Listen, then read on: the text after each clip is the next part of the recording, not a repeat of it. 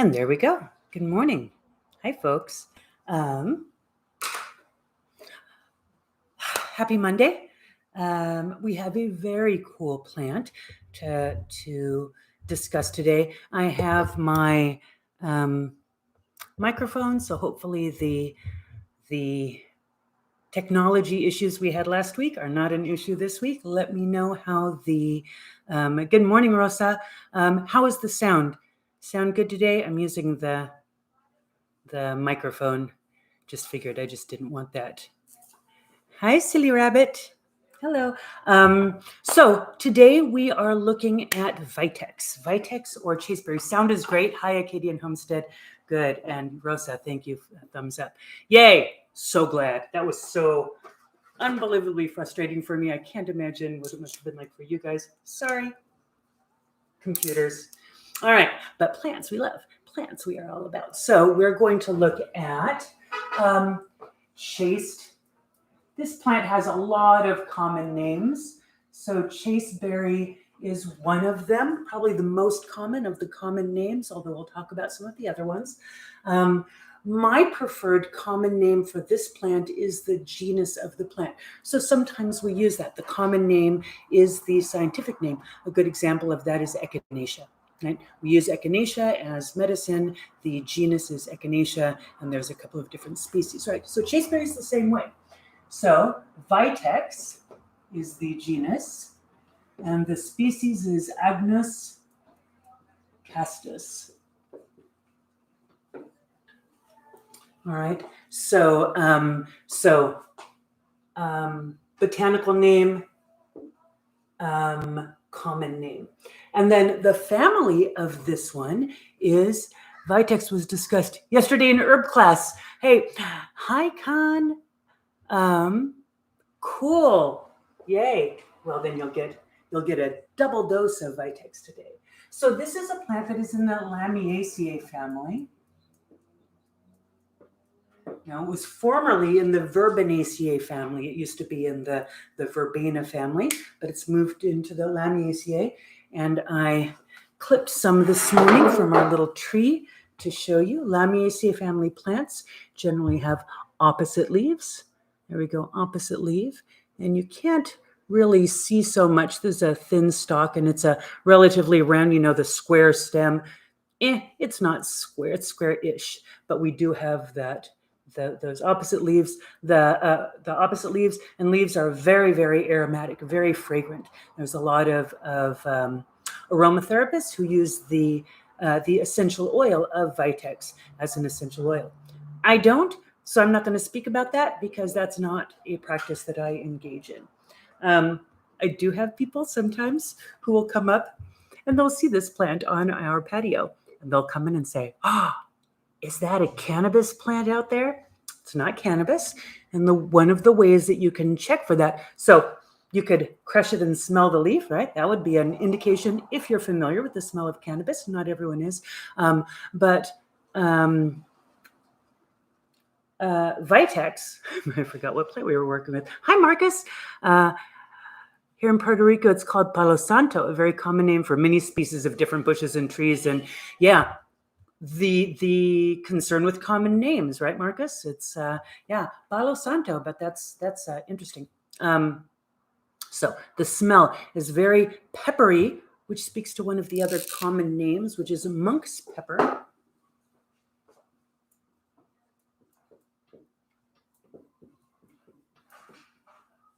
Monk's pepper is another common name. We'll talk about that and why that's interesting. But the primary thing that you can see is that these leaflets, these are called leaflets. This whole thing is the leaf. These are leaflets, and they have a smooth margin. The margin is the part on the outer side of the leaf. So see how that's smooth? And cannabis is toothed, right? So that's one way that you could tell that it isn't cannabis. And the other way is because, if you're familiar with it, these are the berries. And this is the medicinal part of the plant. So our Vitex tree is just now going into berries. It in spring, it has these beautiful big sprays of purple flowers, just lovely flowers. And then they go into seed, right? And then when these seeds become ripe, they turn a black color. and that is when we'll harvest them. So these I picked for you folks so that you could see it, but these ones are not ripe yet, and so the chemistry of these wouldn't be on point for our use. Right. So, but that's what Vitex looks like. It gets to be a big tree. We have a little tree on our patio because it's in a pot, but it'll get to be a very big tree. So that's our plant, Vitex or chaste berry, plant in the family of Lamiaceae. So we are going to try it in 2 ways today. We have tea, and we also have tincture. And before that, they're mowing the lawn outside, so I'm going to go close the door.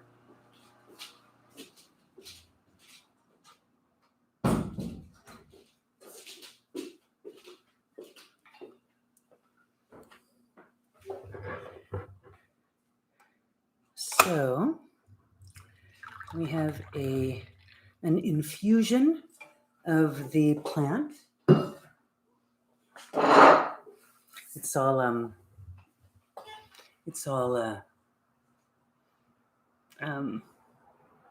flooded outside of Green Wisdom because we had the Hurricane Hillary, you may have heard, came up into Mexico yesterday, and we got kind of the tail end of it coming through. It was a very exciting weather here yesterday and last night, but wow, things are a little bit of a mess outside, so folks are cleaning up out there. So we have the tea we're going to work with today, and then we also have the tincture, and we'll talk about the difference. That's why you don't have in-person students. Yeah. Even if you want to come here, you can. If you navigate, you can come up past the flooding, but it's all flooded out there. Con knows what it's like when it's flooded out there. It's a mess. So yep, it's just us today. So what we're going to do is we're going to breathe in the steam, right? We want to experience that steam, see if the steam has anything to tell us. And as we already discussed, you know that this has volatile oils in it because I told you that it had volatile oils in it, but you would know even if I hadn't told you because of organoleptic testing, because of the testing for the presence of chemistry of plants using your organs of sense. So you can smell this and go, yep, there are definitely aromatics in there. There are volatile oils in there.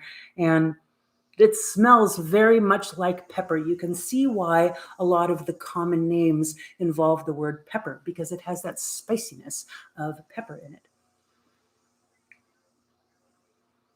So yeah, it just smells like you made a tea out of pepper, out of ground pepper.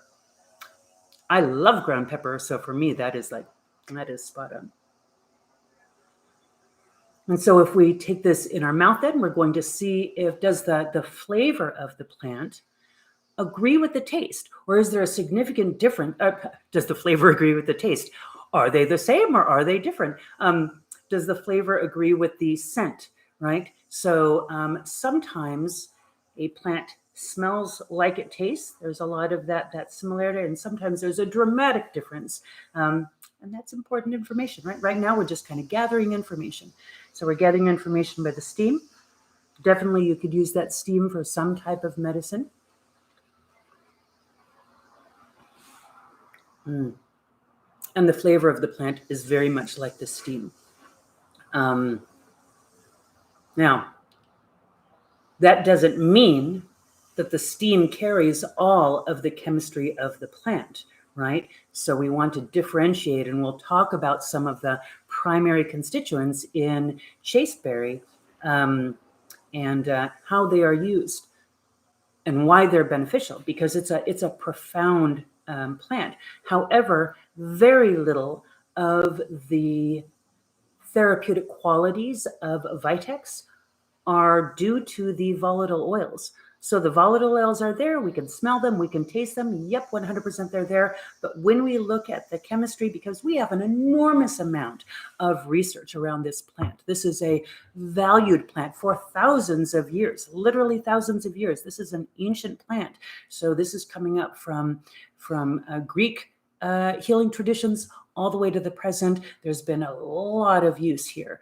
Don't have the tea yet, but you have the tincture in the hand. Great great. So the tincture is awesome to use. I actually prefer the tincture. But I like the tea. The tea has a very lovely flavor. So the flavor is like black pepper tea with a little bit of a floral quality, right? A little bit of a sweetness, a little bit of a floral quality, but big black pepper. One curious thing is that the essential oil of Vitex does have a compound called beta-caryophyllene, and beta-caryophyllene is found in black pepper, and it is also found in cannabis. And beta-caryophyllene activates the endocannabinoid system and regulates pain relief and pain management. So actually, possibly, I might have to eat my words there. There may be an indirect effect of Vitex volatile oils on our traditional usage because, well, we'll talk about the because. Right now we're just kind of sitting with those energetics. So the energetics of black pepper, what would you think? Energetics of black pepper, just because you probably know about black pepper. You've likely used it on your food.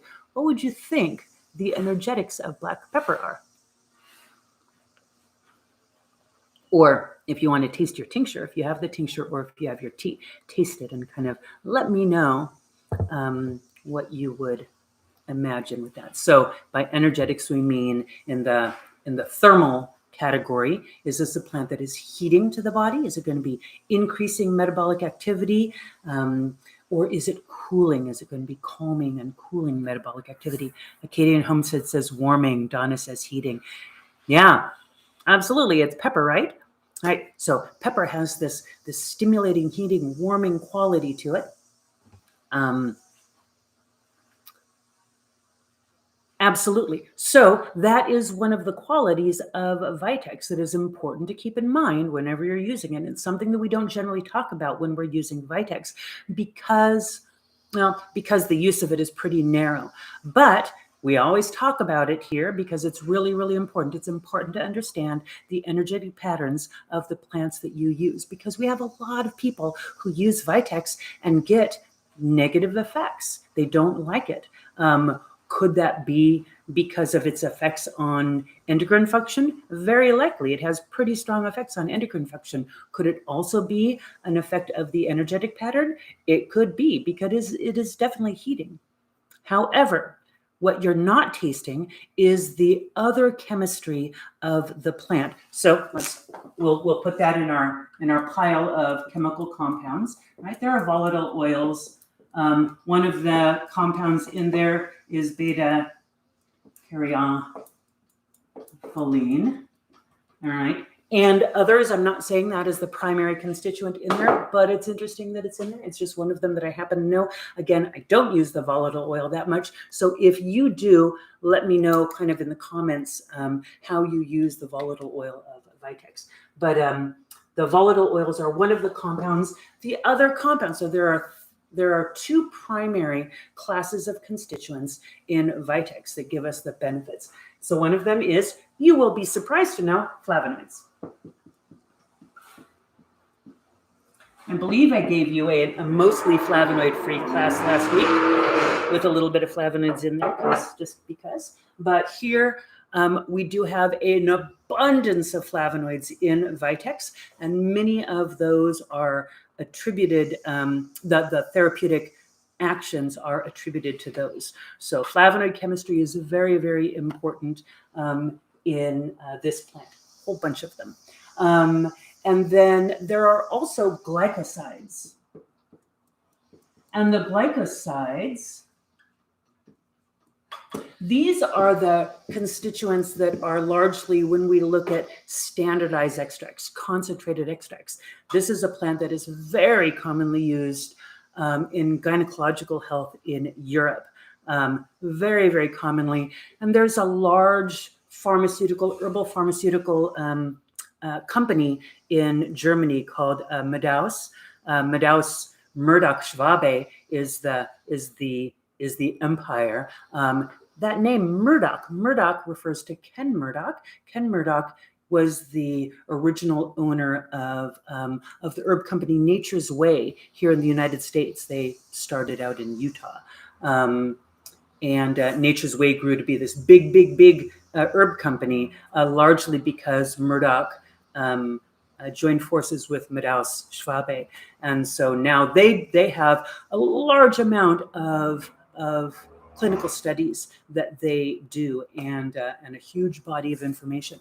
Their Vitex standardized means concentrating it to give a certain level of activity for a specific constituent, is standardized for glycoside count, a compound called agnoside. So in their minds, that is the key constituent in Vitex, and that's what we should be standardized to. Early on in Meadows Vitex product manufacture, before they came up with the, I think it's called Agnolite, is the branded product. Before that, it used to be a tincture. It was a 1-to-5, 50% tincture that was used in most of the clinical studies in Germany. So you might, and the reason I'm saying this is because when you're looking for products, a lot of times you see this standardization, this concentration. You think, oh, that's the product that I have to use because that is the, that's the one involved in the clinical studies. Anytime we're looking at a single constituent, we are losing some of the other constituents. And here, if we're concentrating for agnoside content, we may be losing those volatile oils, or the flavonoids, and even possibly the volatile oils, because we're not paying attention to them. We're just paying attention to the single constituent, right? That's the limiting factor with standardized extracts. And if we go back, we found that so many of the clinical studies did actually just use a tincture, a standardized tincture, standard tincture that you can make at home. So tincture generally dosed at 40 drops once a day in the morning. That's been generally the dosing strategy for Vitex in many of the earlier clinical studies before they had a product to sell. So volatile oils, we've talked about flavonoids and glycosides. These are the two compounds. And again, a lot of the therapeutic compounds are in these flavonoids. And so we want those present. Now, if we look at solubility of constituents, we know that flavonoids are generally readily soluble in water. So we're going to have the flavonoids in this water.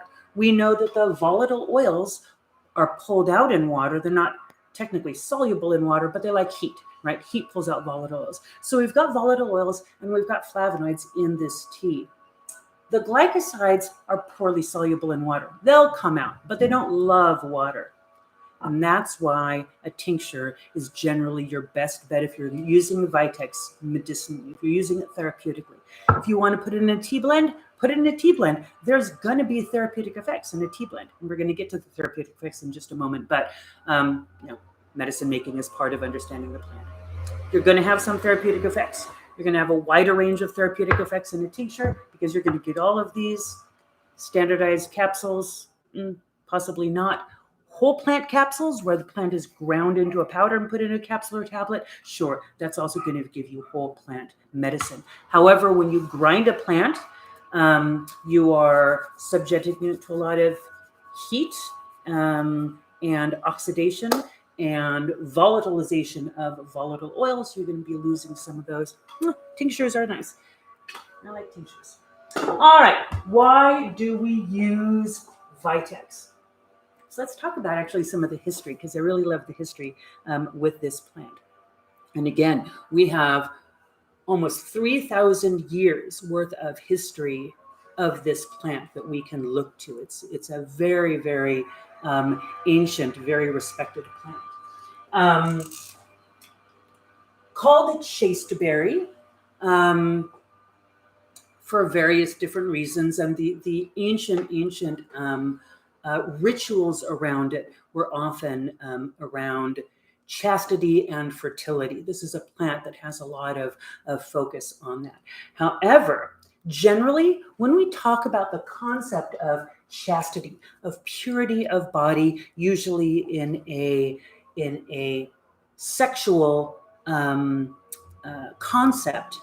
That concept of chastity is almost always aimed at female bodies. Almost always. It is very rare that the issue of chastity is aimed towards non-female bodies, right? Here, we look at this common name monk's pepper. We see that it isn't so with this plant. So it's called monk's pepper because it was commonly used in monasteries when you take a lot of young virile men and you throw them into a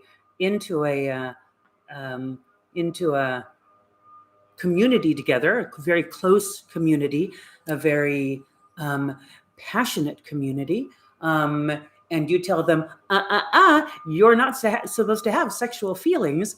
That can be a challenge for those monks. That can be really a challenge, right? They may want to be present for this spiritual pathway. They may not want to be present for this spiritual pathway. Religion is a complex issue.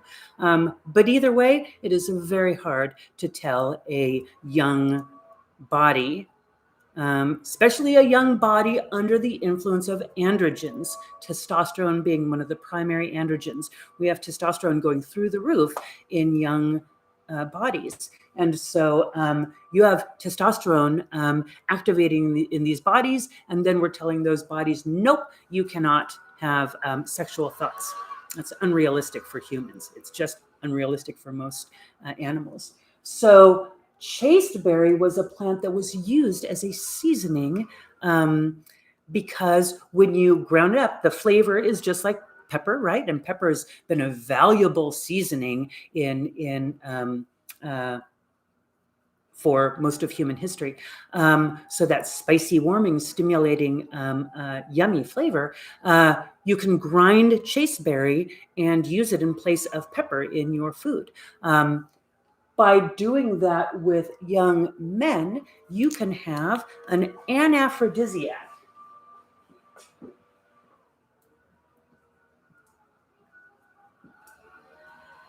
An, so when you see an as a prefix, that means suppression, right? So an anaphrodisiac effect is opposite of an aphrodisiac effect. So an anaphrodisiac is going to suppress sexual desire, particularly in male bodies under the influence of testosterone, right? So testosterone is strongly associated with sexual desire. In all bodies, right? In all bodies, we all have testosterone, but when testosterone is elevated, we can have an increase in sexual desire. So using chasteberry, using monk's pepper as a supplement can help to lower androgen levels and all that entails. So I've had clients who were male who were not comfortable with their sexuality, with their sexual desire that their body had, that it got problematic for them and made it hard for them to focus. And I've used Vitex successfully for many people who've had that. So that is one of the qualities of Vitex that we see is it is an androgen blocker. So androgen blocker we see here, but there's a lot of other times when blocking androgenic activity can be beneficial, particularly in people who have PCOS, polycystic ovarian syndrome, where we have a dysregulation of endocrine function, and often they are presenting with elevated androgens, and that can cause hirsutism, which is hair growth on the face, can cause loss of hair on the scalp, can cause issues with fertility,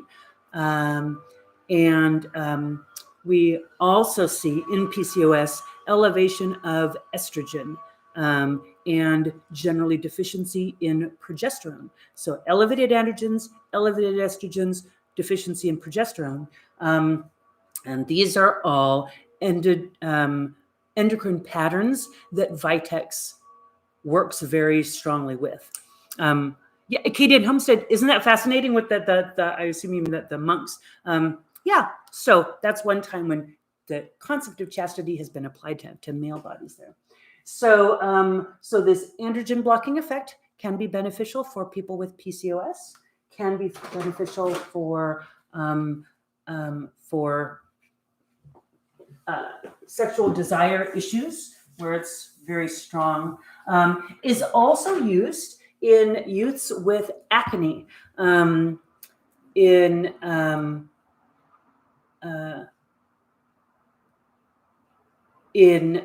puberty. Puberty, we see, you know, all this dysregulation in endocrine function as those hormones start to stir up. And so one of the effects of puberty is hormonal acne. And in hormonal acne, generally it is elevation of elevation of estrogens and elevation of androgens. And so chasteberry can be very helpful for this. Another species, Vitex trifolia. Marcus, that's why I love having you here, because you always know this little nuanced stuff. Variegated cultivar is falsely sold here in Puerto Rico as black pepper because the English name is monk's pepper. The berry's kind of bland, no peppery taste. Yeah, if it's not peppery, it probably looks right. It looks very much like pepper too, the little black seeds. Yeah, it's interesting that it's not peppery because the Agnus castus is so very peppery. Cool. And I know there is another species, and I don't remember what it is. I meant to look it up before this, but I forgot, that's used in Chinese herbal medicine. So Vitex is commonly used in TCM, and I don't know how, because that's not a tradition that I am trained in, and I didn't check it out for you beforehand. So sorry, you'll have to go research the aromatherapy and the TCM qualities separately. So PCOS is one of the endocrine imbalances for which chasteberry can be very, very beneficial. Another is PMS. And in PMS, we also have these disrupted hormonal patterns, right? So in PMS, quite often, here, let's do a really quick, you got this chemistry part of it already. Let's do a really quick menstrual cycle to see what typically happens. I'll put these over here, PCOS. All right, in a 28-day menstrual cycle, right? We have day 1, day 28. Many menstrual cycles fall outside of these parameters. This is a handy little 4-week, but it's okay if your cycle is longer or shorter than that. Too long or too short shows phase defects, which Vitex is very good at regulating. We'll talk about those in a little bit. But this is a standard menstrual cycle, pattern that we see. Generally, day 1 to 5 is bleeding, and right about day 14, we have ovulation, right? So here's where the ovary, at the beginning of the cycle, we have the ovaries start to develop a whole bunch of different follicles, right? So the ovary presents these follicles, a number of them, and from one of these follicles, an egg is going to ripen and mature, right? So it starts a whole bunch of the follicles, chooses one, and that one ripens and matures. The other ones kind of get dissolved. They get reabsorbed into the ovarian tissue. That one matures, right? So we have that one egg in the follicle is maturing, and then at day 14, the ovary spits the egg out, and we have ovulation, right? So day 14 is ovulation. So that egg gets released, and it's heading on down to the uterus, might set up home there. If it gets fertilized, might just be sloughed off with everything else. Who knows? But we have an ovary here now that spit out that egg and now has this little follicle that used to hold the egg. And this follicle is called the corpus luteum. Corpus luteum. or yellow body. Corpus means body. Lutea means yellow. You'll see that quite a lot in plant chemistry and plant names. And whenever you see that, it means generally yellow. Something yellow is going on, right? So this is the yellow body. So in this first phase of, and promise that this is going to tie into the plant, but it's important that you understand this cycle if you're unfamiliar with the cycle, because it's really cool. Vitex is sold also as medicinal leaves are very aromatic. They're aromatic, but they don't smell like pepper, because in these ones, the leaves are totally peppery. Everything is so peppery. Okay, so this first half of the cycle is called the follicular phase, because the ovary is developing the follicle, right? And then after ovulation, it's called the luteal phase, because the corpus luteum is developing there, right? So the follicular phase, and then ovulation, and the luteal phase, right? So now what we're going to discuss has everything to do with this. In the follicular phase, the primary hormone is estrogen. So we see estrogen. I have colors because I'm fancy. So we have estrogen, and estrogen comes up during the follicular phase because that follicle is stimulating, is producing estrogen. The pituitary gland during this part of the cycle produces a hormone called follicle stimulating hormone. All right. So the pituitary makes a hormone called follicle stimulating hormone because it's stimulating the growth of this follicle.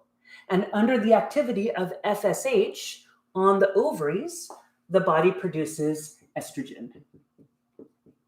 Right? So follicle stimulating hormone is associated with estrogen production. Once the egg is released and we have the corpus luteum, the estrogen should be dropping down because now we don't have an estrogenic tissue here. We have a progestinic tissue. So progesterone generally goes up right at ovulation under action of luteinizing hormone. So we have follicle stimulating hormone pre-ovulation. Post-ovulation, we switch, the pituitary gland switches and is now producing luteinizing hormone to produce progesterone from this corpus luteum. So estrogen and progesterone switch like that. Okay, that's what is supposed to happen in a cycle. What often happens is that the estrogen levels stay high post-ovulatory. During the luteal phase, we have estrogen levels high. Now, they can be high because the estrogen is high, or they can be high because the progesterone stayed low, right? So sometimes it's estrogen dominance because there's just too much estrogenic activity, which is very common. And sometimes the body is just not making progesterone. And so that progesterone never increases. And so you have, you often will have a shortened luteal phase. It's called luteal phase insufficiency. And those are very strongly associated with fertility because progestation, this is the hormone of pregnancy. This is the fertility hormone. The body increases progesterone post-ovulation because the assumption is that that egg is going to be fertilized and that uterus is going to need to be a nice landing place for that fertilized egg. So we're getting everything ready. And then at about day 48, the body realizes, oh, we're not doing that, gets rid of it, and then we're going to start it all over again. Okay? So progesterone insufficiency is a major reason why we use Vitex, because Vitex increases activity of luteinizing hormone and suppresses activity of follicle stimulating hormone. So in a body that has progesterone deficiency, Vitex can help to increase that progesterone. So why would we want to do that beyond issues of fertility? Well, estrogen dominance is also associated with PMS. The primary conditions of PMS, issues of breast tenderness and swelling, cramping, emotional sensitivity, headaches, acne, general pissiness, general, I want to slap your face so hard, stuff is often due to estrogen dominance in this post-ovulatory state. Now, here's the thing.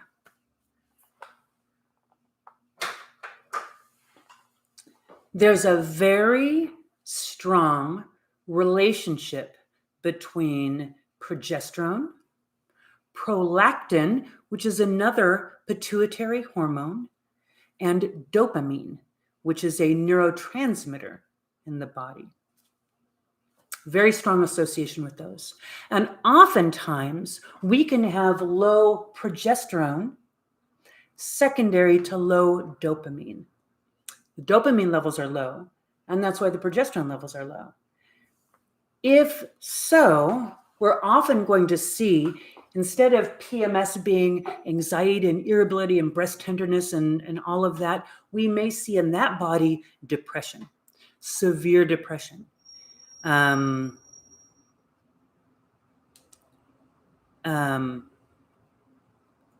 in a depressive state, Vitex is contraindicated. We don't want to use Vitex. And actually, in those depressive states, a lot of times the progesterone is elevated. We don't have too much estrogen. We actually have too much progesterone. That's the one time during PMS when possibly Vitex, well, that's one of the times during PMS where Vitex may not work and may cause it to get worse. So in premenstrual depression, generally we do not want to use Vitex. Is this also for a postmenopausal person? Now, see, here's the thing. So, let me go back to this, and then I'll get in, because that's a great question. And yes, chasteberry is often used for postmenopausal bodies.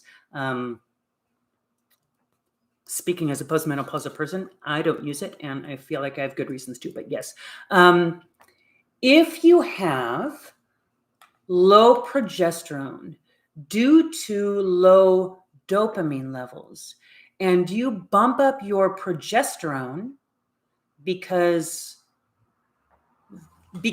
chasteberry is a magical plant that will increase progesterone levels and heal Vitex and regulate hormone levels, which is the story that we're often given about Vitex. This is the information that is generally out there. Vitex will just regulate hormones and it's just magical. It's the ginseng for women. I hate it when plants are gendered like that, but it is something that you commonly see. You have some type of a hormone balance, just take Vitex. So one of the problems with that, if your progesterone is low because your dopamine levels are low, and you take progesterone, that you take Vitex just to increase, to deal with the symptoms, you're dealing with the symptoms short term. You're going to boost that progesterone levels, but you're ignoring the foundational cause, which may be because there's such a strong correlation between dopamine and progesterone, which may be in dopamine deficiency. If you deal with the dopamine deficiency, that will often correct the progesterone deficiency, because it was never about just you have a magical progesterone deficiency because you're deficient in chasteberry. We're never deficient in an herb, right? We're deficient in something. Something is going on. But it's never you don't have enough Vitex in your body. There are deeper things going on. So I just want to bring this up because you do see so much of the information on Vitex being magical herb for everyone who just wants to elevate progesterone levels. And it is more complex than that. So avoid Vitex if you have PMS with depression, with severe depression. It's just not appropriate and will quite often make it worse because elevating that progesterone will make it worse. If you have just regular PMS and you take Vitex and it gets a lot worse, you see people getting that. People who didn't have depression and now they have depression. Stop taking it, because it's likely that you are messing with that progesterone dopamine dysregulation there, and you're making things worse. That is not most people who take it, but it's an important part of taking, because a lot of times we'll take something like Vitex because we're told it's a magical plant, and so you're taking it and your symptoms get worse, and you might think, oh well, maybe I'm not taking enough of it, or oftentimes I'm not taking enough of it, but no, your body doesn't like it and it's not appropriate.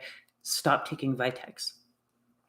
The other thing is, and what I generally recommend, if you are deficient in progesterone,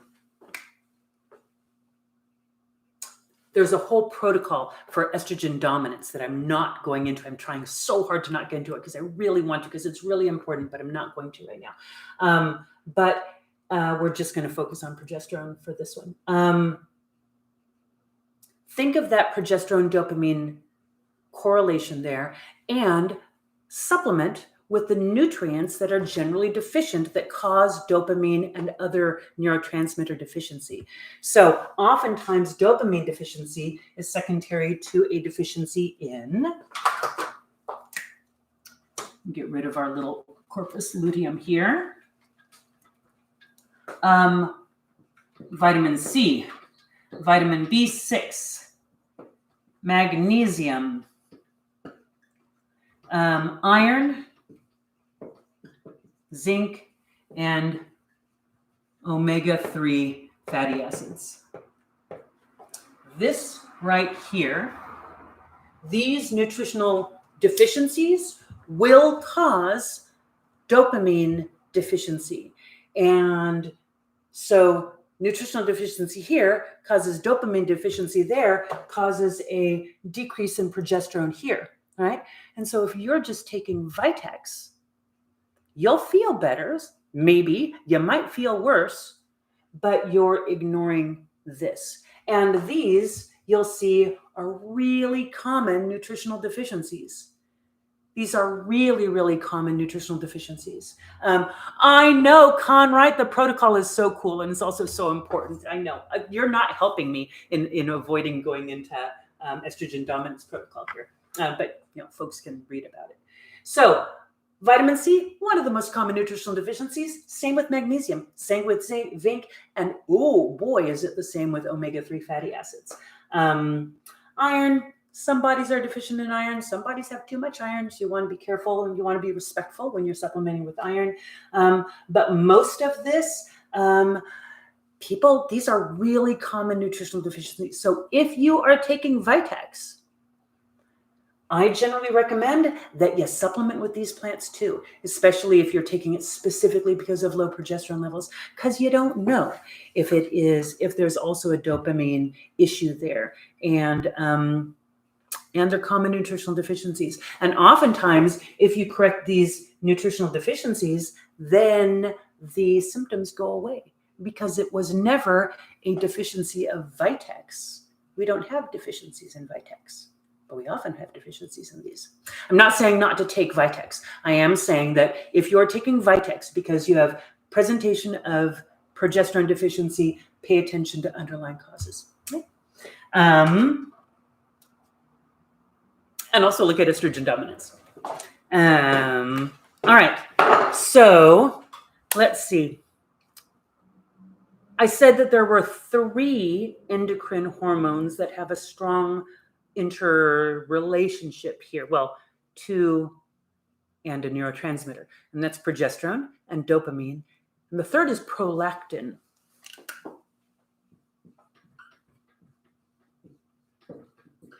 This can be a confusing one depending on where you're getting your information. I'll move over here. So prolactin is a pituitary hormone, has a whole bunch of different functions in the system. In small amounts, prolactin as the name would suggest, increases production of breast milk, right? It's prolactation. So prolactin increases production of breast milk.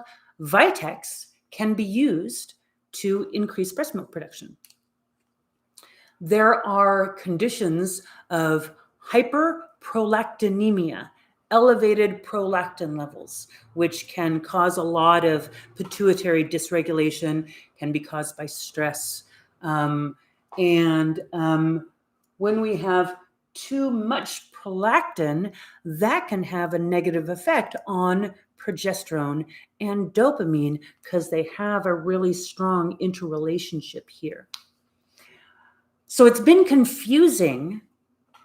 A lot of the research is confusing because some research on chasteberry shows that it increases prolactin used for breast milk production, and a lot of it shows that it decreases prolactin, which is what frees progesterone and causes a lot of the benefits.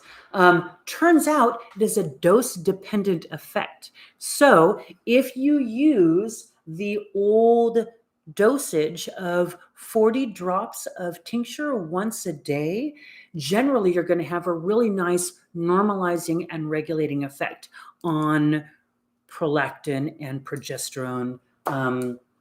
Dopamine, different issue.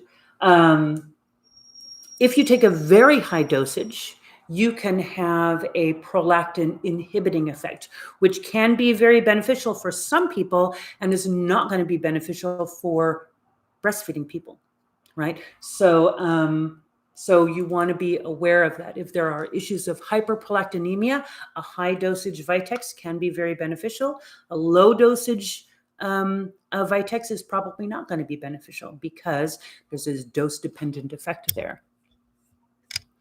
So that's just something to keep in mind.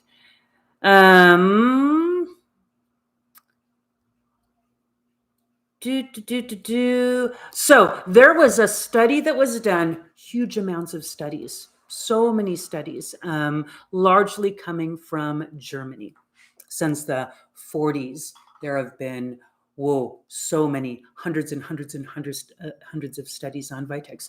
Whenever you're looking on online for studies on a plant, you always want to use the botanical name. Don't use the common name, because generally, if you use the common name in your search for studies, you're going to come up with marketing, not studies. But if you go into like Google Scholar and you enter the botanical name, you're likely to get good quality hits. If you just go on Google and type chasteberry, you're going to have blog posts and TikTok herbalism and stuff. So don't do that.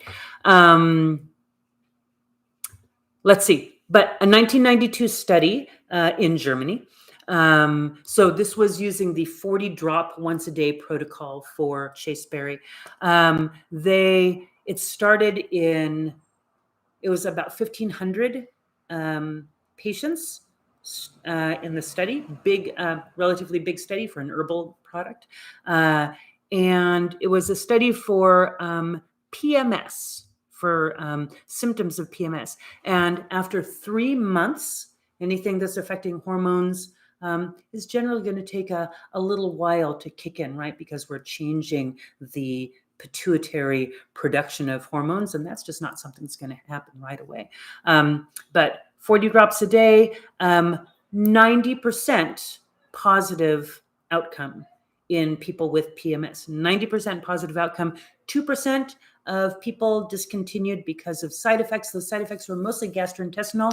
And here we can sort of see where that energetic component can come in, right? It's very heating, it's very stimulating. And so we do see digestive problems and also what's called urticaria, which is itching, right? Itching and redness in the skin is also a side effect that someone would see. These are heat signs. Heat signs in the skin and heat signs in the gut are some of the discomfort that sometimes people feel with Vitex.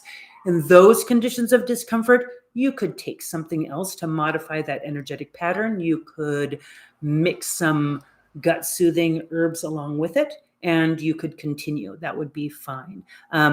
If you had the side effects of worsening symptoms of PMS or depression, or just emotional or hormonal patterns, stop taking it. Right. So with the energetic patterns, you can. With the emotional, hormonal patterns, stop. There are other options to use here. But yeah, that kind of shows some of the studies are, a lot of the studies are kind of in line with that response. There's a lot of people have really good responses, and it's worth using. It's just worth knowing the whole story and some of the effects associated with it, some of the side effects associated. We really do have so many people who are just out there saying, it's magical, it's wonderful, everyone should take chasteberry, and that's just not true. And a lot of people will end up not trusting their own bodies, continuing to take it or increasing the dosage, thinking, oh, I'm doing it wrong. You're not doing it wrong. You're doing it fine. Your body doesn't like the pretty dramatic effects that that this plant can cause. So just be mindful of that. Let's see. So I think we've talked about all of this.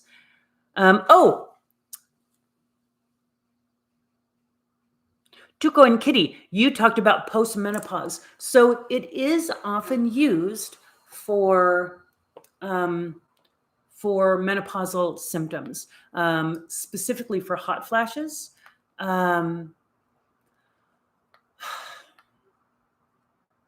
So you can use it if you want to. It does seem to be effective for many people. I consider that Vitex primarily is a progestogenic plant, right? It's elevating progesterone levels.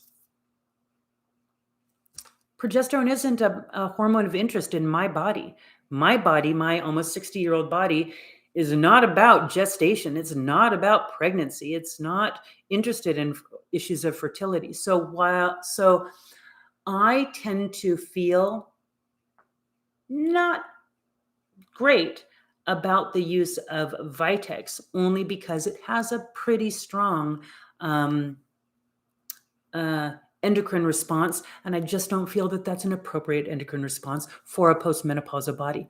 Your mileage may vary. Other people disagree. It's just, the way that you look at all of that. What about depression? It is contraindicated in depression. Yeah, it is definitely in many people with depression, especially associated with PMS, because PMDD, right? Severe PMS with depression is often associated with elevated progesterone. Most of the other types are associated with elevated estrogen. And so, contraindicated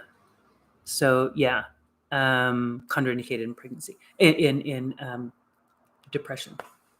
Not contraindicated in pregnancy. So here is a final story about Vitex. And one of the reasons that I love it so much is that I had my first child when I was in my 20s. Loved it, had a great time, got pregnant really easily, did the whole, fertility goddess mama, big old honkin'. I had a huge belly and gave birth to a huge baby who just gave me another grandbaby. She's perfect and beautiful. And then when I was in my late 30s, after having tried not to become pregnant for many, many, many, many years after that, said, hey, we're going to have another baby. Now that we bought our house, we're settled in, we're good, let's have a baby. And I couldn't. And I had repeated miscarriages. It was very painful. It was horrible for a couple of years.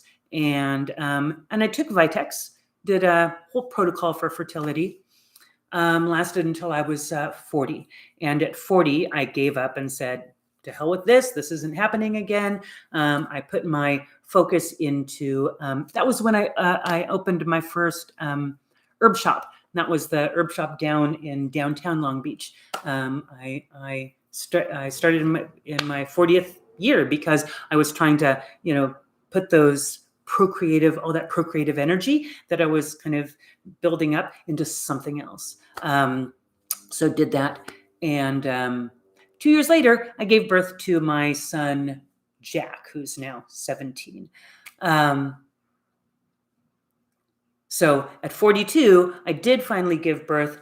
Great birth. It was wonderful. Had a big old belly. Had the whole fertility goddess thing. I was like, it was awesome. It was wonderful. And I do credit Vitex with helping me to boost progesterone levels in my, then 38, 40-year-old body. It took a while, but I was able to do it, and I'm very, very grateful to Vitex for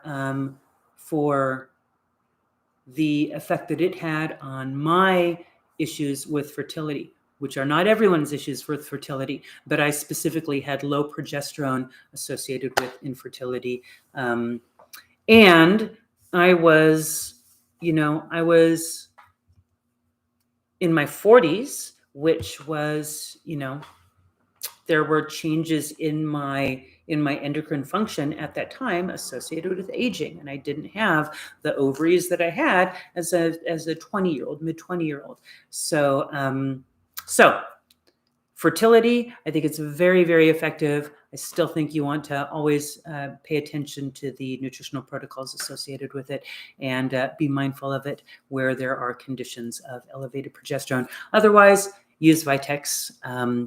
Medicinally, it can be really beneficial and a great ally, as long as you remember that it is not magical, and listen to your body and pay attention to what your body is telling you and stop if needed.